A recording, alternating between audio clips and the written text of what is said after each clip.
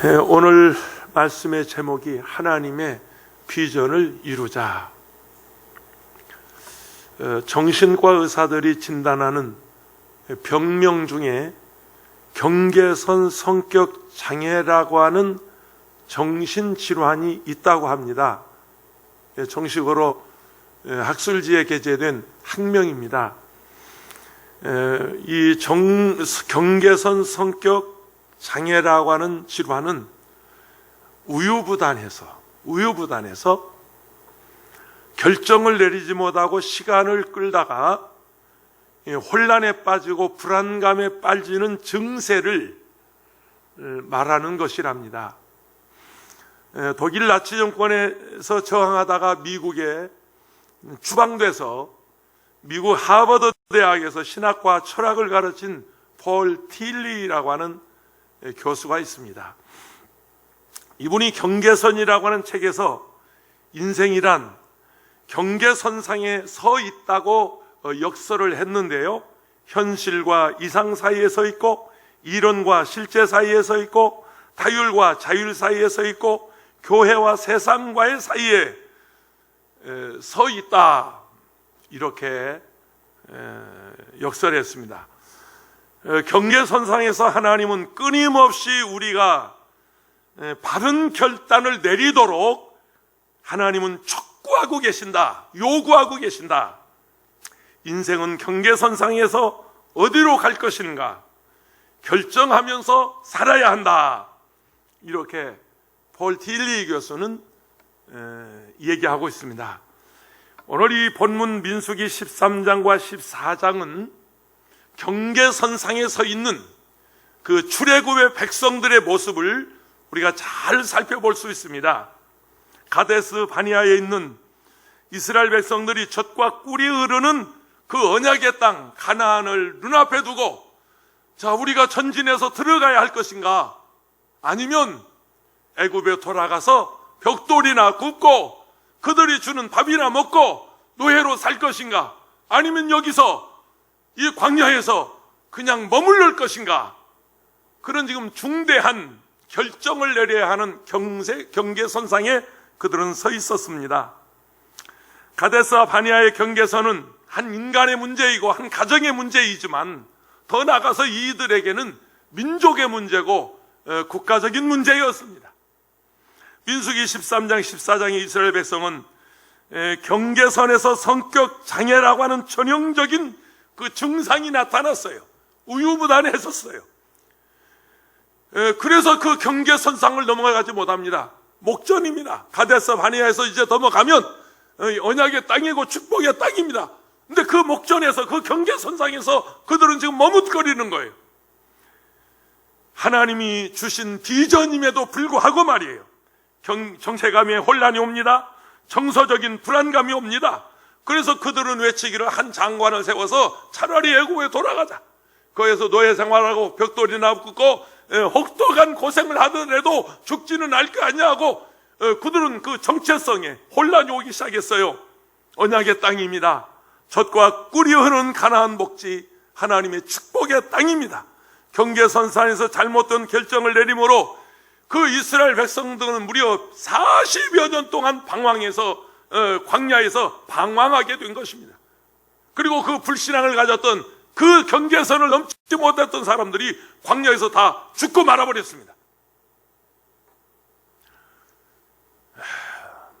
출애굽한 이스라엘 백성들은 40년이라고 하는 허송세월을, 고생세월을 광야에서 기록한 이야기가 민수기 13장 14장인데 왜 하나님께서 그들의 그 실패담을 여기에 기록했을까? 민수기 13장 14장을 왜 하나님이 우리에게 주셨을까? 21세기를 사는 나와 여러분, 똑같은 실수와 똑같은 불신앙을 갖지 말라고 하는 하나님의 경고고 하나님의 메시지고, 그런 의미에서 우리 믿음의 선조들, 신앙의 선배들의 그 열정을 우리는 다시 찾아야 하겠습니다. 저는 우리 한국교회가 해방된 이후에 한경직 목사님, 우리 조영기 목사님, 김창인 목사님, 말하자면 한국교회 부흥의 1세대 목사님들이십니다. 조금 더 나가서 주기철 목사님, 손양원 목사님, 박관중 장로님, 안희숙 여사님, 그런 그 산 순교자들의 신앙을 배웠고 눈으로 보았고 그분들의 가르침을 받았고 그분들 밑에서 자라는, 말하자면 우리 저의 나이만 해도 이 한국교회 부흥한 한국교회 2세대들입니다. 우리는 그런 순교자의 신앙을 가지고 있습니다. 만약에 말이죠, 공산당이 내려와서 오늘처럼 이렇게 강단에서 설교하는 김원철 목사 총뿌리를 들이대며 내리지 않으면 쏘겠다고 말할 때 나는 기꺼이 여기서 순교당할 것입니다. 설교하다 나는 죽을 것입니다. 그런 순교자적 신앙을 가지고 우리는 목회해왔고 지금까지 70여 년 동안 신앙생활 해왔습니다. 136년 만에 처음 겪는 정부의 종이 한 장에, 공문 한 장에 한국교회가 벌벌 떨고 있습니다. 다 무릎을 꿇었습니다. 그리고 교회 문을 닫아버렸습니다. 하나님은 경계선상에 머뭇거린 이스라엘 백성들을 향한 말씀이 있습니다. 여호수아 1장 6절, 강하고 담대하라. 너는 내가 그들의 조상에게 맹세하여 그들에게 주리라 한 땅을 이 백성에게 차지하게 하리라. 할렐루야. 아멘. 여러분, 하나님이 이 코로나 사태 이후에 하나님이 우리에게 주실 큰 상상하지 못하는 은혜와 복이 나는 한국교회에 임할 줄로 믿습니다. 우리에게 임할 줄로 믿습니다. 그것이 하나님의 비전이고 하나님의 꿈이고 환상입니다. 첫째로 하나님의 비전입니다. 1절부터 3절까지가 민수기 13장 1절부터 3절까지인데요. 아까 서두에 말씀드렸지만 민수기 오늘 본문을 이해하기 위해서는 13장 1절에서 14장 마지막 절까지가 연결된 하나의 테마입니다. 연결된 말씀인데 13장 1절에서 3절에 야훼께서 모세에게 말씀하여 이르시되 사람을 보내어 내가 이스라엘 자손에게 주는 가나안 땅을 청탐하게 하되 그들의 조상의 가문 곳 각 지파 중에서 지휘관 된 자 한 사람씩을 보내라. 모세가 야훼의 명령을 따라 파란 광야에서 그들을 보냈으니 그들은 다 이스라엘 자손의 수령된 사람이라. 하나님은 모세에게 말씀하셨어요. 너에게 12지파 중에 대표를 뽑아서 가나안 땅을 탐지하게 하라. 근데 하나님이 언약하신 그 땅을 바로 목전에서 머뭇거리는 이스라엘 백성에게 가서 보게 하라. 가서 정탐해 와라. 왜 그러냐면 이것이 하나님의 꿈이었어요. 하나님의 비전이었어요. 가서 보기만 해도 너희들은 혹할 것이다. 아주 홀딱 반할 것이다. 거기 얼마나 기름진 땅이고 내가 약속한 땅이 얼마나 꿀이 흐르고 얼마나 젖이 흐르고 얼마나 좋은 땅인지 가서 보기만 해도 이 백성이 혹하고 얼른 걸러갈 것이다. 하나님은 그런 비전을 가지고 12명의 정탐꾼을 보내게 했어요. 12명의 정탐꾼을 하나님께서 왜 보내셨을까? 이스라엘 백성이 젖과 꿀이 흐르는 그 가나안 축복의 땅의 비전을, 꿈을 심어주기 위해서였습니다.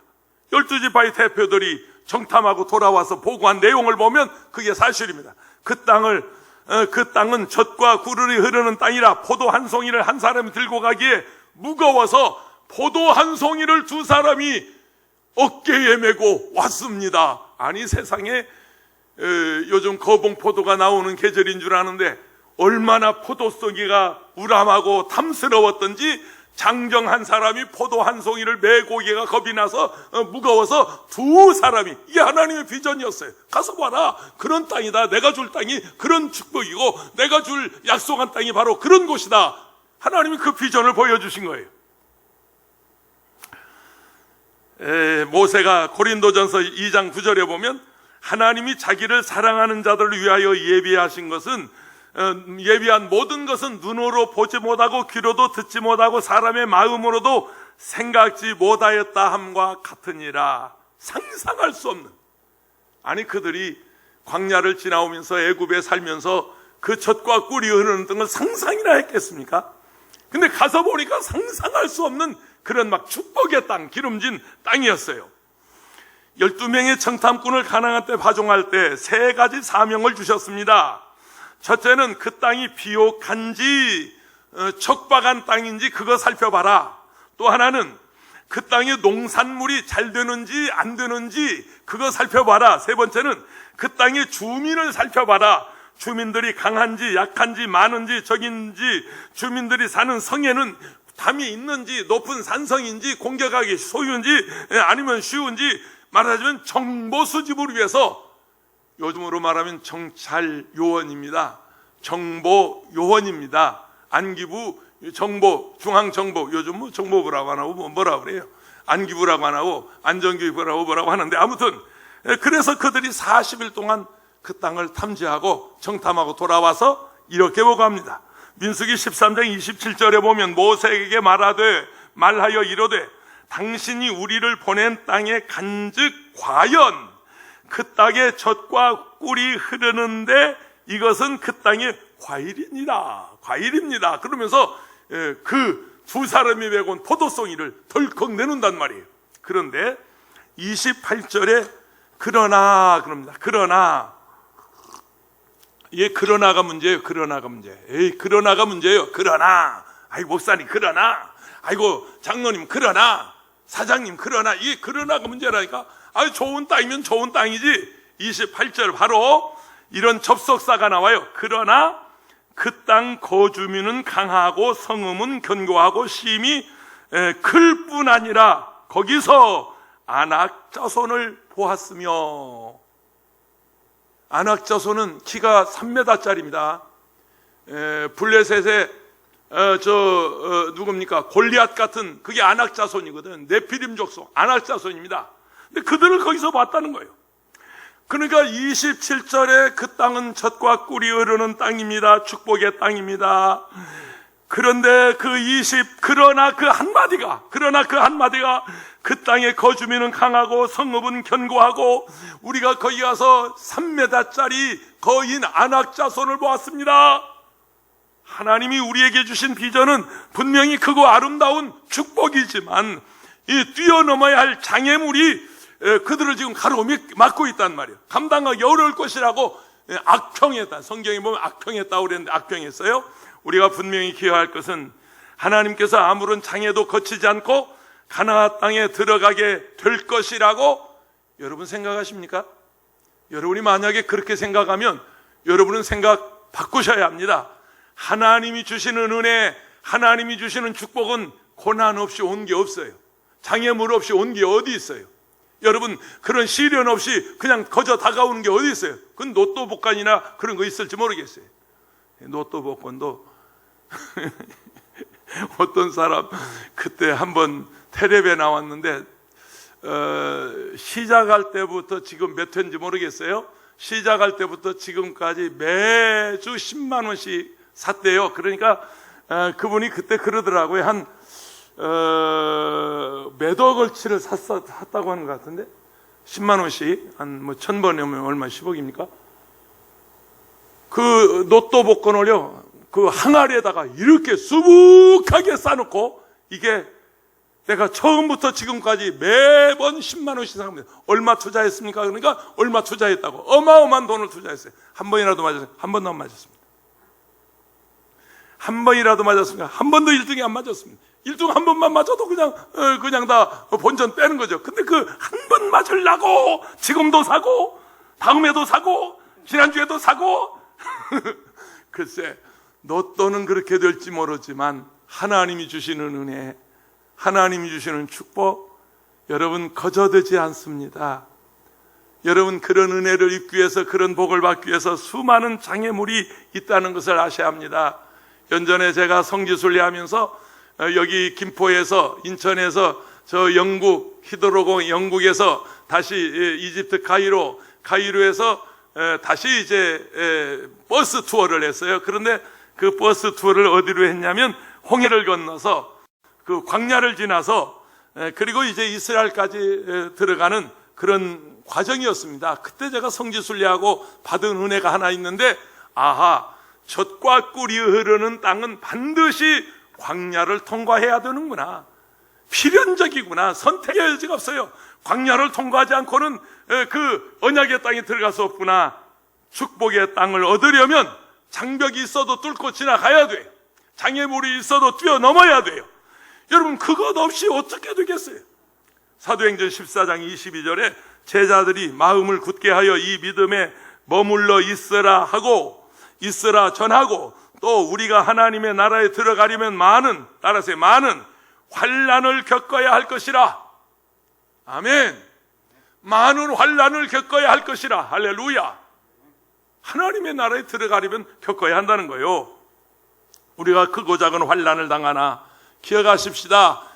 예수님께서 말씀합니다. 너희가 세상에서 환난을 당하라. 담대하라. 내가 세상을 이기었노라. 아멘. 이 성도들이 있어야 하면 소리가 터지는데 이게 혼자 이러고 있으니 참 내가 불쌍하네. 내가 불쌍해요. 두 번째, 비전을 가로막는, 꿈과 비전을 가로막는 장애물이 무엇인가? 31절에 보면 그렇습니다. 그와 함께 올라갔던 사람들은 이르되 우리는 능히 올라가서 그 백성을 차지하리라 못하리라. 봐요. 하리라 못하리라. 이런 썩을 정탐꾼들. 아니, 거기 뭐라고 하냐면 우리가 능히 올라가서 그 백성을 차지하리라. 할렐루야. 이러면 아멘 해야 할 것인데 능히 차지 못하리라. 그들은 우리보다 강하니라. 그들은 우리보다 강하니라. 민수기 13장과 14장을 통해서 우리는 이스라엘 백성들이 직면한 세 가지 장애물을 볼 수 있습니다. 첫째는 부정적인 태도입니다. 부정적인 태도입니다. 사고방식이 부정적이면 안 된다, 어렵다, 힘들다.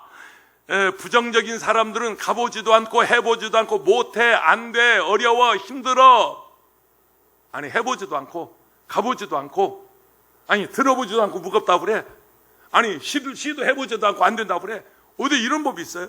근데 사고가, 생각이 부정적인 사람들은 그렇게들 말해요. 가보지도 않고 안 된다는 거예요. 건너보지도 않고 못 간다는 거예요. 해보지도 않고 안 된다는 거예요. 여러분, 우리 말들이, 우리가 말이 배고파 죽겠다는 맞아요. 배고프면 죽지요. 근데 배부르면 살아야지. 배불러 왜 죽어? 배불러 죽겠네. 좋으면 살아야지. 좋아 죽겠네. 아니, 싫으면 싫어서 죽겠네. 좋으면 좋아서 죽겠네. 이 부정적인 태도, 부정적인 언어. 오늘 그거 안 했구나. 왜 영상 안 띄웠냐? 내가 지금 흥분해가지고 영상 한번 띄워. 우리 원로 목사니까 4차원 영상. 여기서 꼭 하나 띄워야 할 것 같네.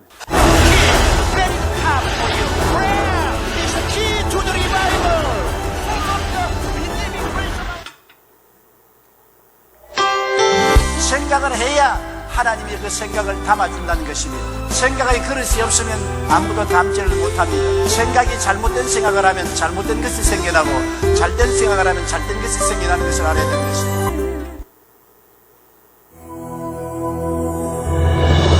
나는 못한다, 나는 안 된다, 나는 저 양반 연세가 얼마 됐을까? 30대 같은데 40대 초반? 패배자다. 이와 같은 말을 하면 여러분 그 입술을 통하여 저런 심 꼼짝 못하고 있으니 세력에 묶임받고 사로잡힌 바되었어. 귀신들이 아주 좋아서 지금 날뛰고 있습니다. 멸망한다고 말했습니다. 여러분과 하나님의 말씀을 신뢰해야 되는 것입니다. 예수 그리스도 이 말씀을 신뢰해야 되는 것입니다. 절망하고 포기하지 않다면 꿈이 있어야지. 꿈과 희망이 있으면 어떠한 어려운 고난도 이겨나갈 수 있는 것입니다. 말하는 대로 생각이 나타나는 것이고, 은퇴하시고 모습이 꿈이 나타나는 것이고, 말하는 대로 믿음이 나타나는 것이고, 말하는 대로 창조 역사가 나타나는 것입니다.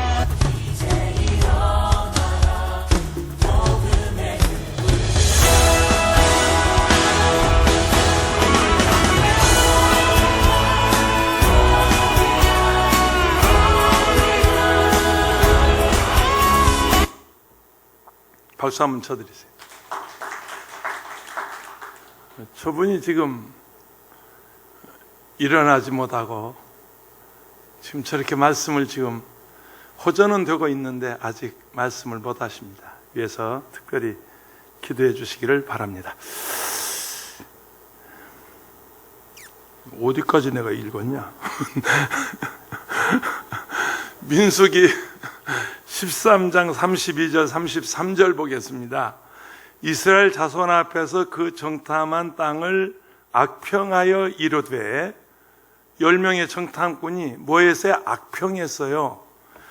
우리가 두루다니며 정탐한 땅은 그 거주민을 삼키는 땅이요, 거기서 본 모든 백성은 신장이 장대한 자들이며, 모든 백성 아니에요. 과장한 거예요. 안악자손 몇을 보았어요. 그런데 모든 백성이 신장이 3m, 골리앗 같은 장대한 사람이요. 이거 지금 과장한 거예요. 속지 마세요. 거기서 네피림 후손인 안악자손의 거인들을 보았나니 우리는 스스로 보기에도 메뚜기 같으니 그들이 보기에도 그와 같았을 것이니라. 근데 그 땅을 정탐하고 날아와서 10명의 정탐꾼은 메뚜기 자화상을 가져요. 그 땅의 모든 백성이 거인이 아니에요. 안악자손 네피림 후손 몇을 보았어요. 본문에 나와 있어요. 그 몇을 보았어요. 그런데 가서 보니까 그냥 키가 3m고 우리는 다 메뚜기 같고, 오마이갓, 밟혀 죽고 들려. 안 돼요. 거기 못 가요. 겁나요. 오늘 교회 가면 다 감염돼요. 환장하네. 참, 감염돼? 우리 교회 단 한 번도 예배 쉰 적 없어. 단 한 사람도 감염된 적이 없어. 방역 철저하게 하고 마스크 쓰고. 왜 감염돼? 왜 못 나와? 왜 두려워해? 어쩔 수 없이 우리는 우리 총회장 이용훈 목사님의 결단이고, 나는 그 밑에 쫄개니까 어쩔 수 없이 내가 정부 시책을 따라서 우리가 비대면 예배를 드리고 있지만 두려워하지 마세요. 아멘. 겁먹지 마세요. 쫄지 마세요. 쩔지도 말고 떨지도 말고. 부산의 김문훈 목사님, 오늘 그가 예배 드리는, 어제 밤에 늦게 통화했어요. 김 목사, 부산 기독교 청년합회에서 예배 드린다는데, 그래요?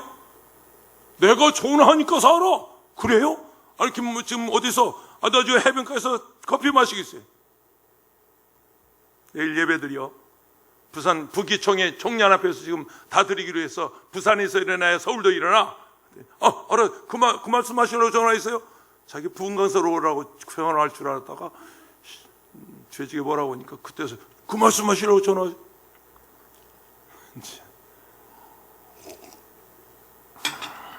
솔직하게요, 언제 우리가 강해서 이겼습니까? 물어봅시다. 언제는 우리가 힘이 있어서 이겼습니까?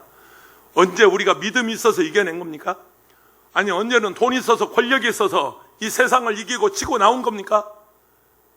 여러분, 지금까지 우리 장로님, 우리 목사님, 나를 비롯해서 여러분, 지금 예배드리는 여러분, 또 온라인 앞에 앉아 계신 여러분, 우리가 언제 강했습니까? 우리가 언제나 힘이 있었습니까? 언제나 우리는 약한 자였습니다. 언제나 우리는 몰리는 자였습니다. 그러나 주님이 함께 하셔서, 하나님이 함께 하셔서, 하나님이 능력 주셔서 우리가 이겨난 것입니다. 여기까지 살아온 것입니다. 우리나라가 여러분 세계 이런 10대 강국이 될 줄 누가 알았겠습니까? 이 나라가 이렇게 복을 받을 줄 누가 알았겠으면 상상도 못하는 나라가 되지 않았습니까? 거인들 몇 명쯤 있었을 것으로 보지만 너무 과장해서 그 백성이, 그 땅의 모든 백성이 다 거인들? 아니요.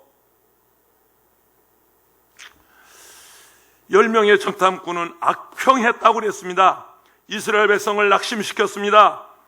우리 올러 목사님 말씀대로 메뚜기 자화상을 가졌습니다. 안 된다고 생각하고 못한다고 생각했습니다. 이와 같은 태도는 과장입니다. 자기 비합니다. 한마디로 불신앙입니다. 믿음의 사람들은 언제나 긍정적으로 할 수 있다, 하면 된다, 해보자, 할렐루야, 이런 긍정적인 태도가 필요한 민수기 14장 1절에서 3절에 보면, 온 회중이 소리를 높여 부르짖으며 백성이 밤새도록 통곡하였더라. 이스라엘 자손이 다 모세와 아론을 원망하여 온 회중이 그들에게 이르되, 우리가 애굽 땅에서 죽었거나 이 광야에서 죽었으면 좋았을 것을. 죽어라. 아이고, 어떻게 말을 그렇게 해요? 차라리 거기서 죽었거나 여기서 죽었으면 좋았을 것을. 죽어라가 아니야, 튀어져라야. 어떻게 이렇게 말을 해? 아니, 성경 있는 얘기야. 무슨 여러분, 내가 말을 좀 함부로 하는 거 아닙니다. 어찌하여 야훼가 우리를 그 땅으로 인도하여 칼에 쓰러지게 하려는가? 우리 처자가 사로잡히리니 애굽으로 돌아가는 것이 낫지 아니하니라. 여러분, 아니, 들어가 보지도 않고 사로잡힌데, 들어가 보지도 않고 칼에 죽는데, 아니, 건너가 보지도 않고 안 된대. 다윗 임금이 얼마나 고난과 환난을, 얼마나 장애물이, 그가 임금 되기까지, 성군이 되기까지 장애물이 많았습니까? 그 다윗 임금이 쓴 시편 27편 1절에 보면 이럽니다. 야훼는 나의 빛이요, 야훼는 나의 구원이시니 내가 누구를 두려워하리요? 야훼는 내 생명의 능력이시니 내가 누구를 무서워하리요? 3절에 이렇게 말씀합니다. 군대가 나를 대적하여 진칠지라도 내 마음이 두렵지 아니하며 전쟁이 일어나 나를 치려 할지라도 나는 여전히 태연하리로다. 두려워하지 마세요. 나 망하면 어떻게 하지? 나 병들면 어떻게 하지? 우리 자식들 잘못되면 어떻게 하지? 이 두려움이 엄습할지라도, 두려움이 엄습할지라도 주여 믿습니다. 주님이 나와 함께 하십니다. 주님이 이기게 하십니다. 그게 믿음 아닙니까? 그게 신앙 아닙니까? 그게 살아계신 하나님을 믿는 믿음이죠. 아메리카 대륙을 발견한 콜럼버스가 당시 많은 사람들이 금이 나오는 인도에 가면 부자 된다고 생각했어요. 그래서 수많은 사람들이 인도로 갑니다. 서부 개척 시대가 그랬습니다. 서부에 가면 금이 깔려 있다. 그러니까 서부에 가면 산다. 거기 가면 부자 된다. 그 황금을 바라보고 사람들이 인도로 몰려드는데, 당시 인도를 가기 위해서는 육로를 이용해야 했습니다. 근데 콜럼버스는 배로 가겠다고 고집합니다. 스페인 국왕에게 배와 선원을 지원해달라고, 여러분, 하루 이틀 졸라는 게, 한 3일 졸는 게 아니고 8년을 졸라댔대요. 8년, 삼고초려가 아니라 8년 초려. 말이 이상한데, 8년을 스페인 국왕에게 졸라댔어요. 배 좀 내주세요. 선원 좀 내주세요. 당시 사람들은 지구가 평평하다고 생각했어요. 저 지평선, 끝없이 배를 타고 가다 보면 그냥 낭떠러지가 돼서 폭포가 돼가지고, 나이아가라 폭포가 돼가지고 그냥 떨어져서 다 죽을 거라고 생각했어요. 근데 콜럼버스는 거길 배 타고 항해하겠다는 거예요. 끝이 안 보이는 지평선, 끝이 안 보이는 저 수평선. 지평선은 저희 고향 얘기입니다. 전라북도 김제 들녘이 지평선입니다. 어렸을 때 그런 생각했어요. 저 끝에 가면 바다인가? 그게 늘 궁금했어요. 끝이 안 보이니까. 산은 없고 산 안 보이고, 저 지평선 끝에 가면 저거 퐁당 떨어져 죽는 거 아닌가? 거기 한 바다가 아닌가? 그런 지평선, 수평선. 그러니까 수평선을 그 당시 배 타고 간다가다가 낭떠러지로 툭 떨어져서 다 죽는 줄만 알았어요. 그런데 콜럼버스는 가겠다는 거예요. 신대륙을 발견한 1492년 10월 12일 전날까지, 그러니까 1492년 11월 11일까지 선원들은 배를 타고, 풍선이죠, 바람으로 가는 그 풍선을 타고 가면서 두려워서 돌아가자고 난동을 부렸대요. 전날까지, 대륙을 발견하기 전날까지 그 선원들은 난동을 부렸다고 하는 기록이 있어요. 항해 기록이 있어요. 두려움 앞에 당당히 맞선 콜럼버스는 아메리카 신대륙을 발견하는 신기원을 이룬 것입니다. 두려움이 세상을 이길 수 있습니다. 두려움이 코로나를 이길 수 있습니다. 두려움이 불황도 이겨낼 수 있습니다. 두려워하지 말라, 내가 너와 함께 함이니라. 놀라지 말라, 나는 내 하나님이 됨이니라. 내가 너를 도우리라, 참으로 내가 너를 도와주리라. 민수기 14장 9절입니다. 다만 여호와를 거역하지 말라, 야훼를 거역하지 말라, 또 그 백성을 두려워하지 말라. 그들은 우리의 먹이라. 옛날 성에는 밥이라고 그랬어요. 먹이나 밥이나 그 말이 그 말인데, 밥이라는 말이 더 실감 있는 것 같아요. 밥은요, 두려움의 대상이 아니요. 밥상 차려놓고 이거 먹으면 죽는 거 아니야? 이거 먹으면 독인. 아니, 밥상 차려놓고 여러분 두려워하는 사람이 있어요. 밥은 먹으면 돼. 그냥 먹어. 그래서 아침에 김밥 먹었어. 할렐루야. 그들의 보호자는 그들에서 떠났고 야훼는 우리와 함께 하시느니라. 따라서 그들을 두려워하지 말라. 따라하세요. 그들을 두려워하지 말라. 아멘. 믿습니까? 믿음의 사람 여호수아와 갈렙은 장애물을 뛰어넘자. 두려워하지 말자. 반항하지 말자. 메뚜기 의식을 버리자. 그들은 우리의 밥이다. 먹으면 된다. 우리가 메뚜기 의식을 가지고 살아가야 합니까? 믿음의 사람들은 이 세상의 모든 것이 다 우리의 밥이다. 다 우리의 밥이다. 우리가 먹으면 된다. 할렐루야. 그렇다고 광화문 나가란 말이 아닙니다.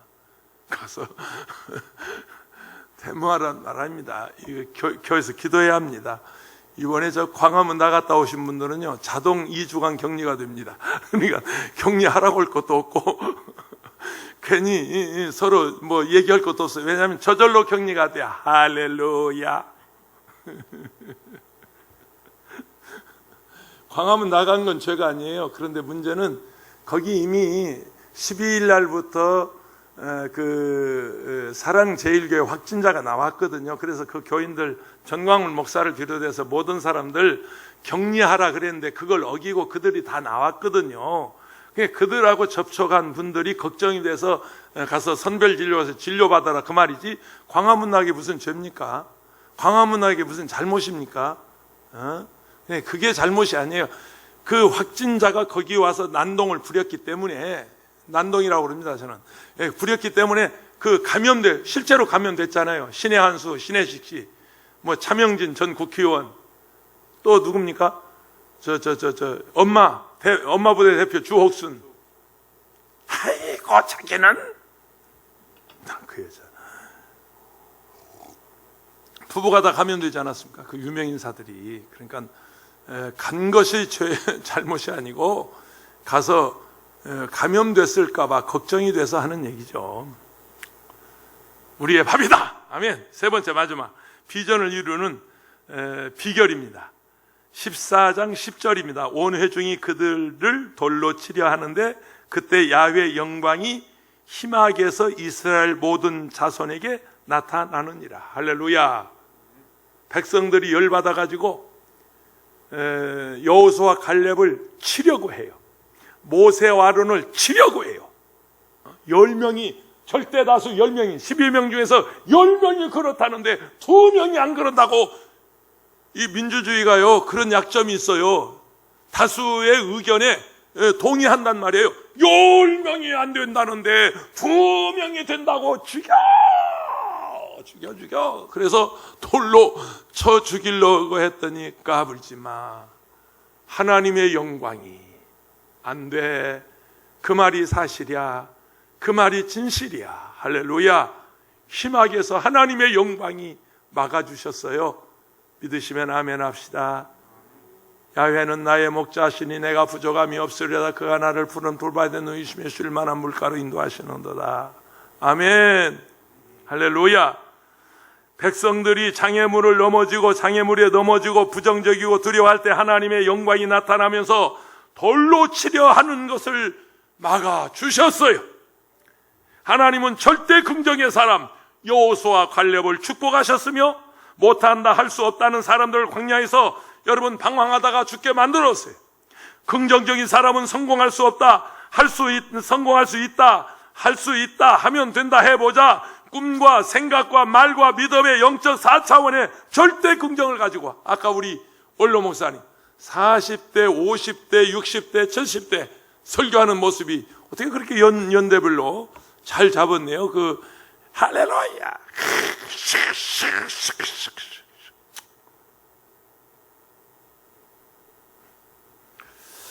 이스라엘이 선택할 수 있는 옵션은 하나입니다. 전진할 것인가? 뒤로 물러가서 애굽에 가서 종로를 할 것인가? 아니면 방황할 것인가? 광야에서 방황할 것인가? 여러분, 이 경계선상에서 하나님의 말씀을 믿고 앞으로 전진해 갈 것인가? 하나님을 못 믿고 애굽에 가서 벽돌 걷다가 뒤어져 버릴 것인가? 아니면 광야에서 고생하면서 그냥 살고 말 것인가? 뒤를 돌아보지 말고 머물러 있지 말고 믿음과 용기를 당당하게 가지고 전진해서 하나님의 비전을 이루어드리는 저와 여러분 되시기를 축원합니다. 하나님 아버지 고맙고 감사합니다.